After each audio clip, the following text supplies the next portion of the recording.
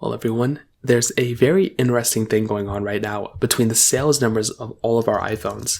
Now, the problem that we're kind of having right now that we kind of saw is that the sales numbers of these iPhones are kind of going down. And I think this is going to change a lot of not only maybe some of the brand new prices of some iPhones that are going to be coming out, but also some of the used prices of all of these iPhones. And I think very soon there's going to be a pretty big drop of used prices inside of our iPhones. So I'm kind of saying this now. If we take a look at a lot of different reports that a lot of these companies have put out about Apple, stating that, their sales numbers aren't looking too well. And it was only a matter of time, in my personal opinion, before we saw something like this. Apple really hasn't been spending like a ton of time and a ton of effort into basically fixing and kind of, making their iPhones big changes. And when to, compare to a company like Samsung, it looks like Samsung is doing a much better job at kind of producing and releasing a lot more phones and a lot more bigger changes. And they're kind of getting rewarded with that because more people are buying those particular devices. Now, with the iPhone 15 in particular, it's looking like, as we stated before, the sales numbers of these iPhones,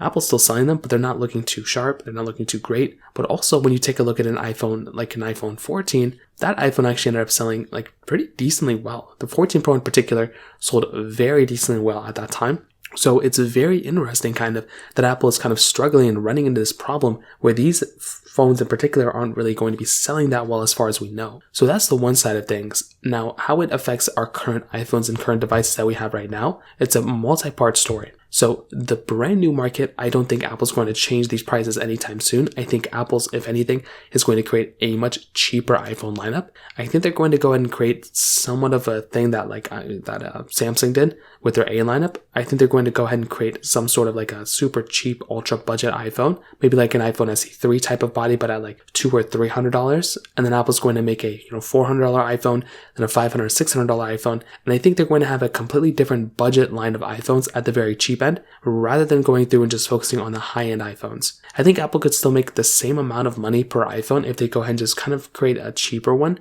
cheaper parts, cheaper, things associated with it. And I think that's one thing Apple's going to do. On top of that, in the used market, because nobody's going to be buying these iPhones because just the prices are going down, this could also mean that for the most part, Apple probably won't really have much of a choice besides going through and, people aren't going to have much of a choice than to drop the prices of these particular iPhones in the used market, considering nobody's really going to be buying them as of this point. So as of right now, that's pretty much what we know. Again, it's kind of all over the place, but as far as we know, that's essentially all we know. If you have any other thoughts or questions, let me know in the comment section below. Hit the like button, that would mean so much, but definitely hit that subscribe button. More importantly than everything else, I love every single one of you guys. Hopefully I'll catch you guys in the next video. Peace out.